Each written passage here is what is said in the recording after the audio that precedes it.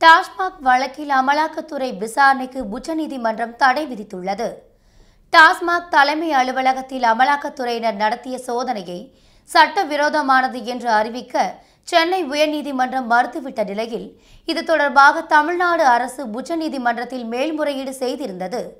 இந்த மனு இன்று விசாரணைக்கு வந்த நிலையில் அமலாக்கத்துறை வரம்பு மீறி செயல்படுவதாக உச்சநீதிமன்றம் கண்டித்துள்ளது. தனிநபர் செய்த விதிமீறலுக்காக ஒரு நிர்வாகம் மீது நடவடிக்கை எடுப்பதா என்று உச்சநீதிமன்றம் கேள்வி எழுப்பியது. முறைகேடு நடந்தது என்றால் சம்பந்தப்பட்ட தனிநபர்களுக்கு எதிராக வழக்கு பதிவு செய்து விசாரணை நடத்தலாம் என்றும், ஒட்டுமொத்த அரசு நிறுவனத்தையும் எப்படி விசாரிக்க முயல்வீர்கள் என்றும் கேள்வி எழுப்பினர்.